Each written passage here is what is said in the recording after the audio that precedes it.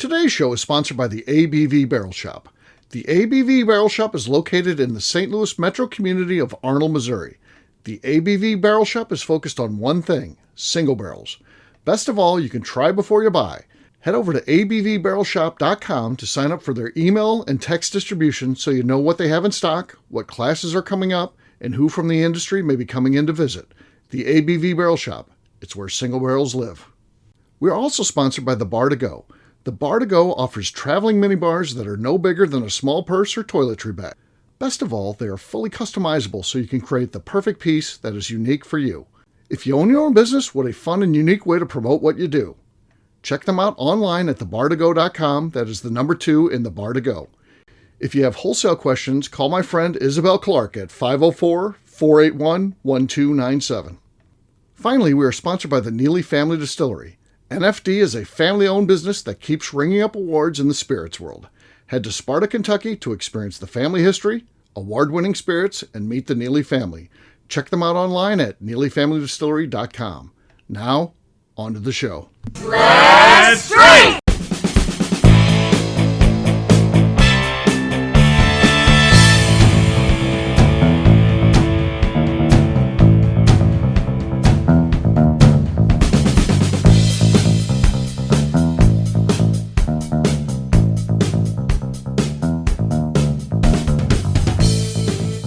Welcome to the Bourbon Daily, the podcast about everything bourbon delivered to you every day of the week. Today on the show, we get into the backstory of Tim Swiat.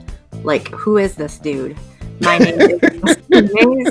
Please join me in welcoming my co-host, Steve Akeley, along with our special guests, Tim Swiat, Luke Otero, and Jason Bronner. Hey, gang, what's up? Hey, everybody. Hey-oh! So yeah, we're going to be talking about Tim. It's one of those just things, get to know the people of the ABV network. We'll get to talking about Tim after the break. For right now, we're just going to go to the box and draw a card at random, and let's see what we come up with here. So, all right. This could be interesting or it could be terrible. We'll see. Because it's one of those things, if you thought it out, you probably could come up with some good. Putting on the spot, I don't know if anybody's going to have something that stands out. So have you ever done something and immediately wish you could turn back time and delete it? All right. I'll start out. I've got one. One came to my mind. I've always been a sales guy, and I the salespeople kind of joke around and stuff like that. And, we have our own little area, this is back in my corporate days. We had our own little area. We're around like the contracts department and, all the supporting things of sales and stuff like that. And, I did a practical joke where this lady who loved Oprah Winfrey and said she was going, finally, she got tickets to go to Chicago. This is back when Oprah was on. And I sent her an email. I just went to Yahoo and said, the Oprah Winfrey Show at yahoo.com. No one had taken it, so I got it. So I sent her an email from the Oprah Winfrey Show at yahoo.com saying, hey, congratulations, you got your tickets. Also want to let you know, because there is tax consequences here. You're going to have to fill out a tax form. But we're giving everyone an Oscar-colored car. And I forget what I said. It was some SUV or something like that. Because she was going for the Oscars show, which was her favorite thing, the Oscars. And so I sent her that email, and I thought she would see, Oprah Winfrey Show at yahoo.com. Like Oprah uses that. And I send it to her, and she just starts screaming and going crazy and cheering, and then everybody comes running over, all these people from all the other departments, the tariffs department and the contracts and all this shit comes over there, and she's reading it and she's shaking, and I told her, Barb, it's a joke, and she said, no, I got the email. I'm like, no, I sent the email. She's like, no, you didn't. It's from Oprah. Like, Oprah doesn't use a Yahoo account, Barb. It's a joke. I did that. And then people started cussing me out. They're like, you son of a bitch. You know how you're a fucking pig, you animal. All these ladies were just fucking railing on me. So I just ran. I just wanted to run out of there. And I just left. I couldn't take it.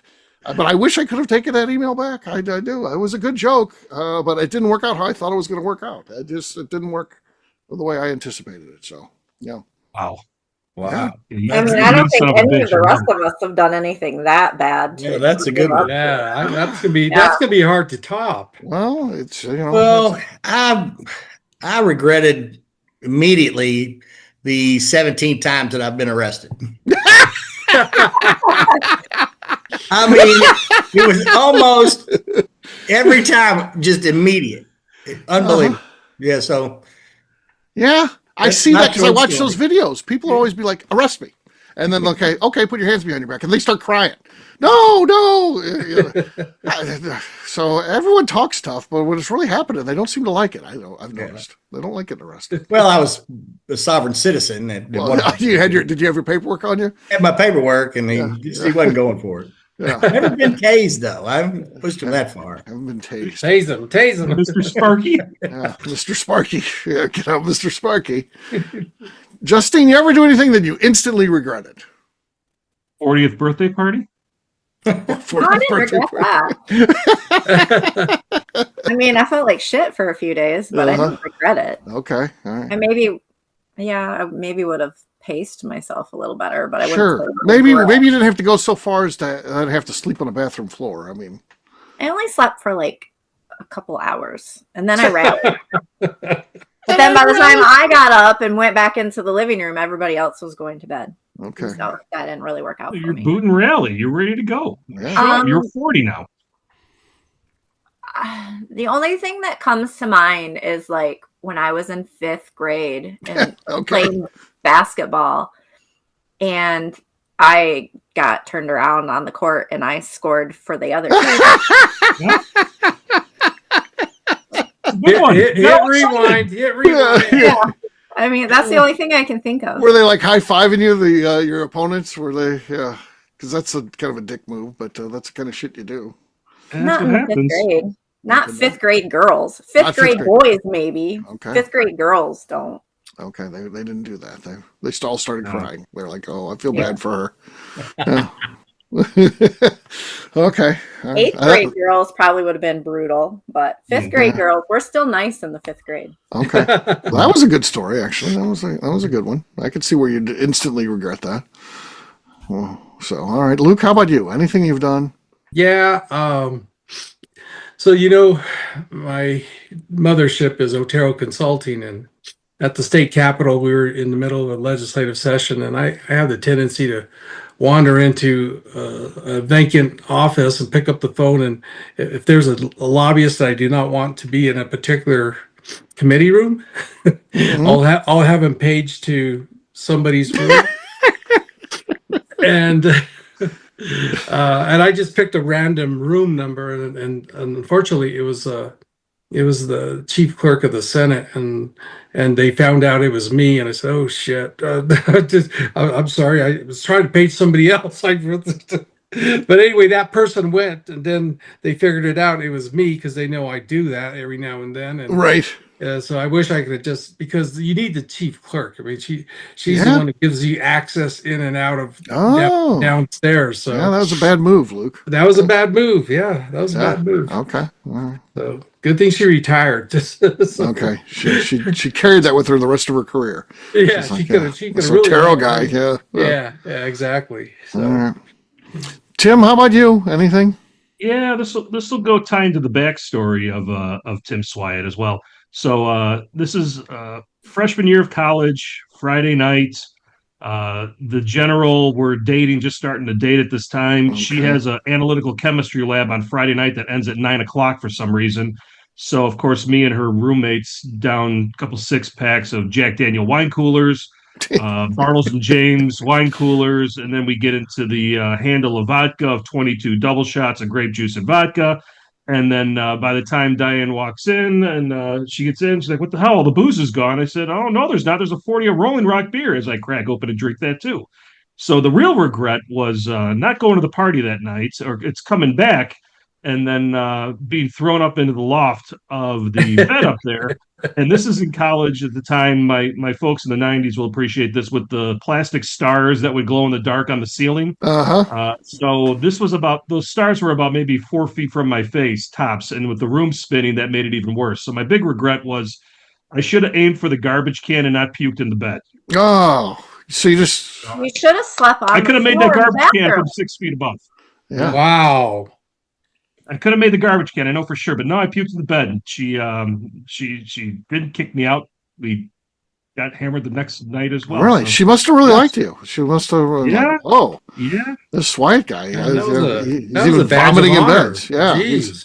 He's vomiting in beds, and that's okay. Yeah, that's when you really care about someone, I That was guess. a good move.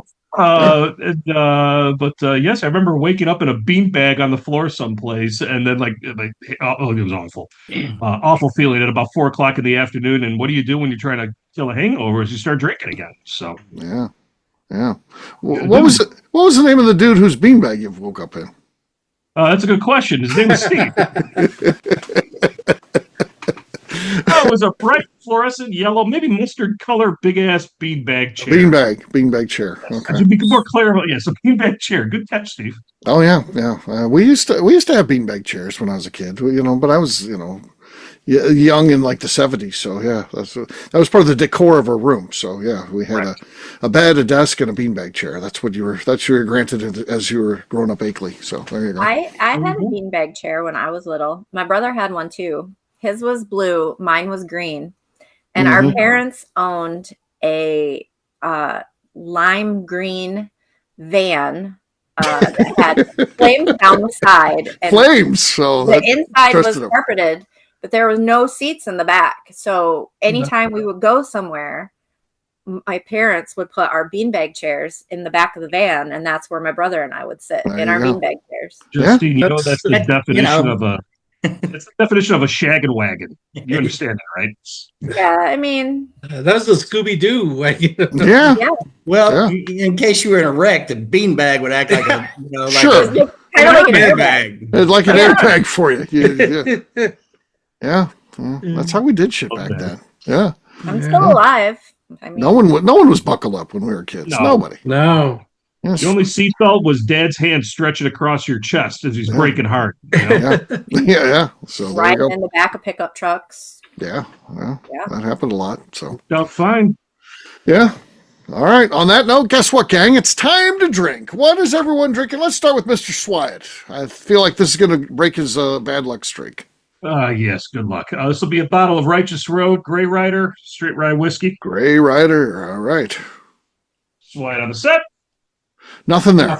Nothing there. I'll go next. I've got Rye 3. This is their cigar series, Rye 3. All right, let's see what we got here.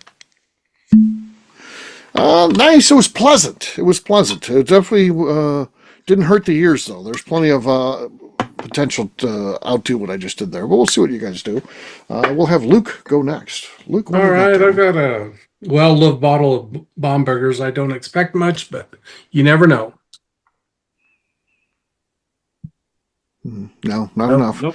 You win, though, because it's Bombergers. So, yeah, that's a good right. one. That's a good one. You get the lead. Yeah. All right, Jason, what do you got, man? I'm going with the house favorite here, the Barrel Strength Rye Single Barrel. Okay.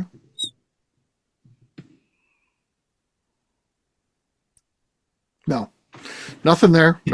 Justine, here's the situation. I have the lead, but you have yet to go. What do you got?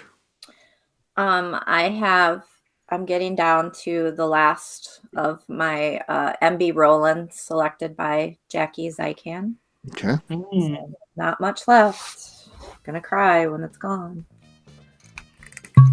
Okay. Very bassy and nice. A little bit of squeak, but I end up taking it. Cheers to Steve. Cheers. Salud. All right. We're going to take a quick break, and then when we come back, we want to hear Tim's backstory. We're going to do that in just a few.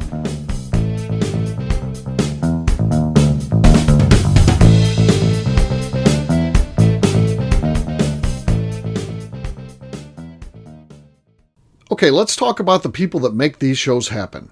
First up is the Stave and Thief Society. Via their in-person class at Moonshine University in Louisville, Kentucky, the Stave and Thief Society is the place where you, a bourbon enthusiast, can expand your knowledge and emerge an executive bourbon steward. In 2017, I completed my executive bourbon steward certification. It's the most comprehensive bourbon certification available and connects you with an expansive network of bourbon enthusiasts and professionals. Check out the full listing of in-person and online certifications and join the society today by enrolling at staveandthief.com. Speaking of Executive Bourbon Steward certification, the ABV Barrel Shop in St. Louis, Missouri has developed a unique partnership with the Stave and Thief Society to offer a preparatory class to assist you in getting your Executive Bourbon Steward certification. This prep class costs only $25 and is available to take live or online via Zoom. Graduates of our class receive a coupon code good for 15% off your Executive Bourbon Steward certification held in Louisville, Kentucky. This saves you almost $90. Additionally, you can collaborate with fellow attendees to split travel costs when you go to Louisville. If you're interested in signing up for the class, simply head over to abvbarrelshop.com and check out the classes and events page. Last but not least, we are sponsored by Neely Family Distillery. Royce Neely is the 11th generation distiller in one of America's oldest distilling families. A visit to Neely Family Distillery takes you through family history, where you can see all the artifacts and newspaper clippings through the years from this family that started distilling in America after James Neely arrived from Northern Ireland in 1740. Today, Royce Neely and his team are crafting some of the best spirits in America. Their bourbon and absinthe offerings keep winning top honors in the spirits competitions. Recently, their absinthe made history as the first platinum winner in the absinthe category at the San Francisco Spirits Competition. Neely Family Distillery is definitely a bucket list destination if you are a bourbon fan. Learn more about their spirit offerings, visiting their facility, and the awards they have collected over at NeelyFamilyDistillery.com.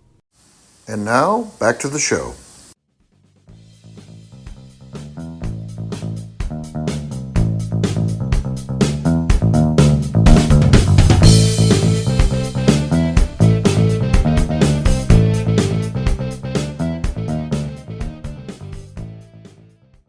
This is Lenny Eckstein, and to set the record straight, I am a vegan, and you're listening to the Bourbon Daily. Welcome back. Today on the show, we're talking about Tim Swiat. Yes, we are. Swiat, so let's hear it, man. How'd you get into bourbon? How'd you end up on the ABV network? All that kind of stuff. What do you got for us?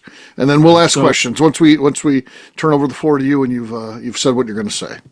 You got it. So I started out in enjoying whiskey, actually figured it out whiskey in 2002.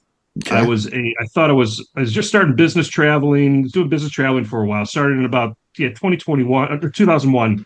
Started business traveling for work, going all over the country, drinking, sitting in bars by yourself. That's a whole experience trying to learn how to do that, getting comfortable with yourself. And I had a bartender at the Hilton Frontenac in St. Louis passed me over a Maker's Mark Old Fashioned after he saw me wasting my life away drinking vodka gimlets. Okay. So he's like, "Here, try this." So I tried that, and I said, "What's that?" And then he's like, "Oh, it's Maker's Mark."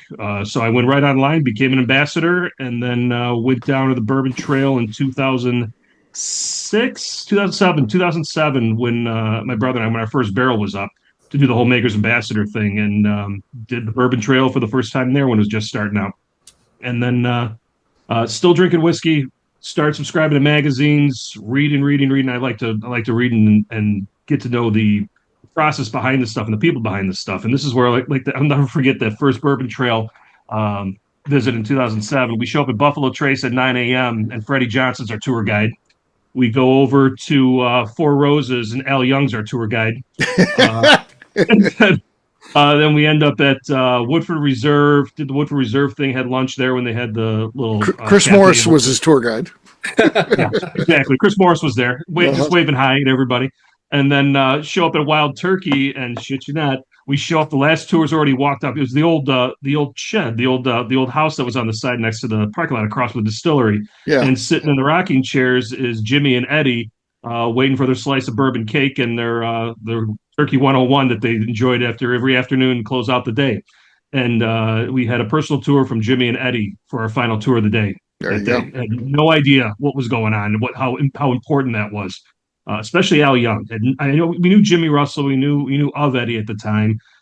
We had an idea of Freddie Johnson. You just listen to Freddie, like, holy cow, that's pretty cool. They had no idea Al Young at the time. I didn't know Four Roses. We just go visit there because they were just coming. I just knew about them. They're just coming back to the U.S. and started building that brand again.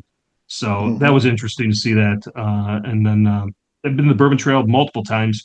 And then in 2020, I had for work. We would meet with a couple people for happy hour for Zoom just to keep some camaraderie going. And we were doing whiskey and cigars, and they would say, "Hey, what's this whiskey?" I would tell them about it. Like, "Holy cow, what's this one? What's this one?" So they started quizzing me on all this whiskey, scotches, Irish, bourbons, everything. And one of the advisors said, "Hey, you can get business out of this. Why don't we start doing some tastings? Can you kind of write up some stuff and do some taste? We'll do it virtual." And find a way to meet prospects and still develop business and this, that, and the other. And that's where I started in the industry itself. But how I started getting connected with the ABV network would have been in September 2018. I stumbled into Neely Family Distillery at about 5 o'clock as this big, tall guy with a still growing beard walks in with a guy in overalls with no shirt on, and they're filming the gift shop video for Neely Family Distillery in time period where. So met Steve Akeley for the first time in September 2018 at Neely Family Distillery, met the family, the Neelys, and we had a blast there. We were there, I think we showed up about 5 o'clock. I think we left about 9. So they just kept the place open. We were just chatting, having fun, and sampling barrels, doing it. We were just we were getting ready to go film, and locally we had a log cabin. We were the historical society had it, and like I think the place was closing. You were there like at 5 or whenever they're closing. Yeah. And we meet you and all that, and then we leave, and we assume you're going to be gone when we come back, and no, you're still there. The family's still there, just enjoying the place. So we were chatting because the whole thing. Yeah. Roy, they were going to the Cardinals. Was it Cardinals? No, it was Reds. It was Reds Cubs games. They were leaving for Chicago the next morning. So we were talking about Chicago. Next thing you know, it's 9 o'clock at night, and these guys start rolling back in. And then I got signed up for the crew club, I think in 2019 or so. And then because in 2020 is when I really started doing the virtual list. I needed something. Yeah. And so I was following Steve, and then all the virtual bourbon stuff was huge, and that tied real nicely into what I was trying to build up from a tasting format and what I do for private and corporate events now. So I do that on the side, as well as in 2023, right around when the Barrel Shop is opening up. Steve and I would talk, and then I got handed our flagship whiskey marketing name and process. Been keeping that going since. So Justine and I have been trying to keep the rails on that one and keep that rolling for the crew that's out there that still wants this virtual experience, and it's a great time to get together with everybody still. It's great. Yeah. This is nothing to do with your story, but funny story from the day we were filming that. So we're at this log cabin, and Royce has 2 guns, but he needed 3. He forgot a shotgun at the distillery, and it's, 20 minutes to get back there or something. He's like, and this crowd is forming around because this is a public thing that's owned by the public. Again, it's the heritage, whatever, log cabin. And we asked the crowd, does anybody have a shotgun? They come, everybody goes running to their house. They come back, there's like 50 shotguns there. Everyone had multiple shotguns. They wanted it to be film used. So yes. Yeah. So that was funny. So, well. But so Tim, you've been doing this now, and you do some of the tastings on your own. I know you work at a golf club too, doing some tastings with them. Do you still do it with that group, or is that something you don't do anymore? Nope, I still work with that group. So there's a whiskey group up here that's part of a country club up here. We've had a number of our friends of the ABV network up there for tasting events and dinners and stuff like that, and I think they show pretty darn well. So I've done some barrel picks with that, starting to organize some barrel picks for some private groups as well, taking them down different places, and then making sure we run it through our liquor stores who are our friends, which ends up being the Barrel Shop in St. Louis. Yeah. So we like to travel down south and try to run stuff through and coordinate in partnership with that as I find new distilleries and do some new things and share that knowledge around, because you can only be to so many distilleries at once, and it's nice when you have some good visit time with the people, get to know the people behind the scenes and see what's going on, and take it from there. Yeah, absolutely. You guys got any questions for Tim about his career in podcasting and whiskey tastings?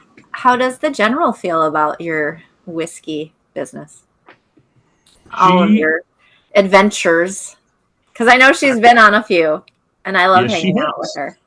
Yes, she enjoys it. So we both are, we'll be 49, so we're 48. We'll be 49 next year in 26, and we're already building out what we're doing in retirement. So she's very, very big into gardening and interior decorating and things like that, and she's got really knack talent for that. And it's completely opposite of what she does right now. And so what you'll find when we travel, we'll either go to landscaping shops for rocks and different types. She's a rock hound too as well, so different types of stones, decorative stones, crystals, this, that, and the other. So we'll do some of that stuff, and they tend to tie well with going to distilleries and nearby as well. So we try to break it into both. And more often than not, I usually load up the trip with too many distillery visits, or we spend too much time at places because we get talking and we don't have enough time to do the antiquing and the stuff that she wants to do. So I got to get better at that. But we the And then two, you have to stop at Hobby Lobby on the way home. yes, Hobby Lobby is definitely a visit because she's collecting certain things for the Christmas trees, and she buys out Hobby Lobbies all across the country now. It's yes, quite entertaining. I get to stay in the car, which is good. It's a better situation for me to be able to stay in the car than me being in Hobby Lobby. Yeah. Well, mine's not so much a question, but accolades to you, Tim, for continuing your flagship program, because those are the things that are going to keep this bourbon industry, I think, vibrant and standing for a very long time. So keep it up and don't give up. Appreciate that. I've done the flagship, I think, once or twice. And you were as a regular participant coming back, and then voted in as an all-star as well. Yeah. So yeah. So my question is, when are we going to do that trip down to, what was it, the island down by Miami? Oh, geez, Fisher Island. Fisher Island, yeah.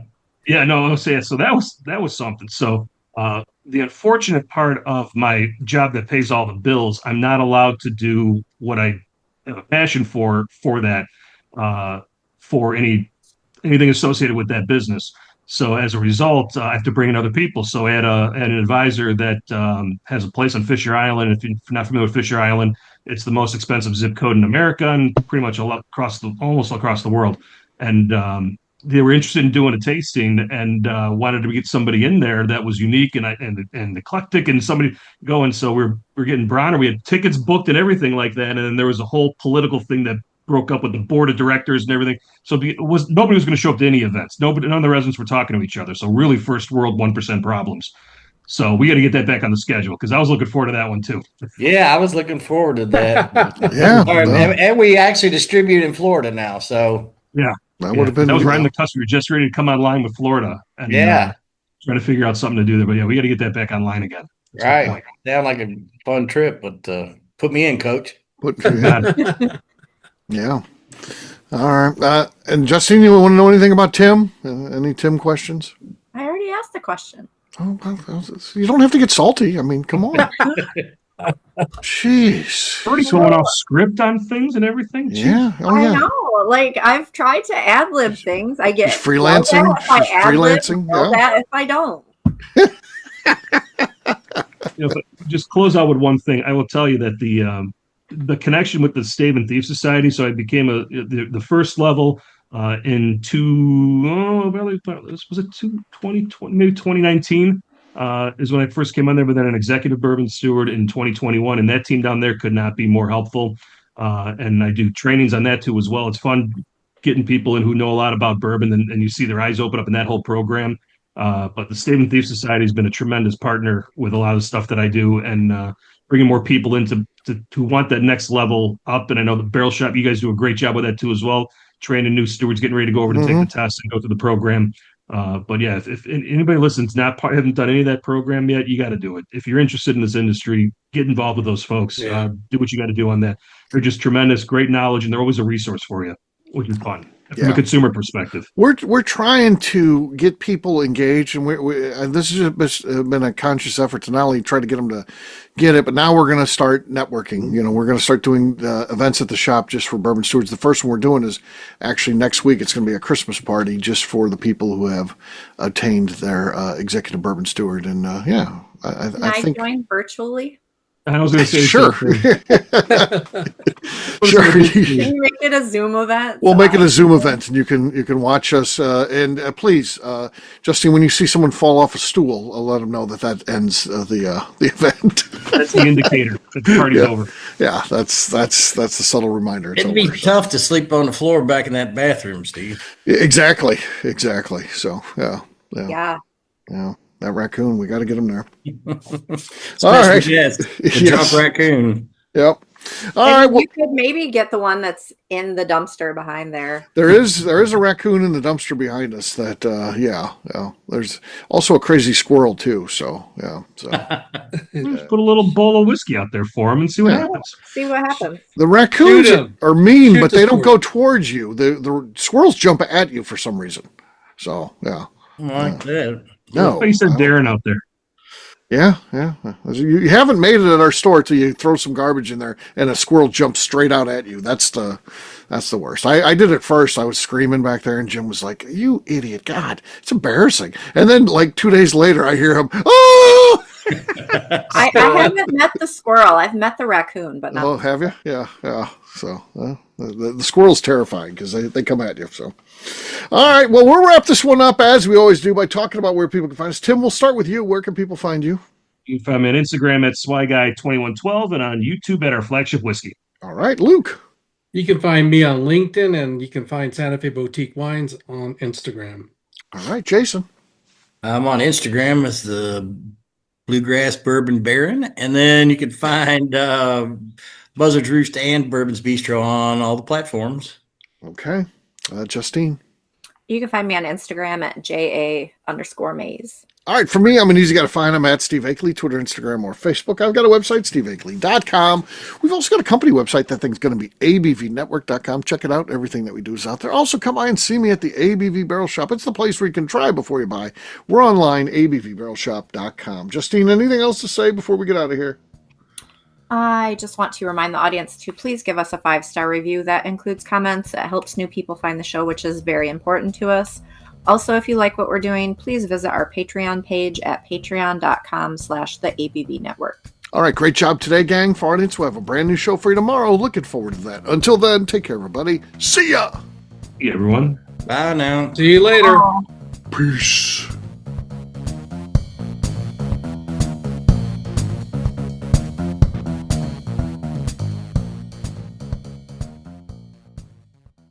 Before we let you go, let's talk about one last thing. The ABV Barrel Shop in the St. Louis community of Arnold, Missouri. The ABV Barrel Shop is focused on a couple of things. First of all, single barrels. We are the place where single barrels live. We go to distilleries, taste through the whiskey, select the best barrel, and have it shipped to our store where we present it to you, our customers, by allowing you to try before you buy. We're also known for the classes that we have in our education center in the store, as well as the events we have with industry professionals from the bourbon business. If you are in the St. Louis area, please come by and visit us at 6 Fox Valley Center in Arnold, Missouri. Or at a minimum, at least sign up for our email and text distribution so you know exactly what's going on in our shop over at abvbarrelshop.com. This is Steve Akeley, owner of the ABV Network, signing off. We thank you for listening to our programming and truly appreciate your support. The Bourbon Daily is part of the ABV Network. For more information or to become a sponsor, please visit abvnetwork.com. Thanks for listening and cheers. This has been a Steve Akeley production.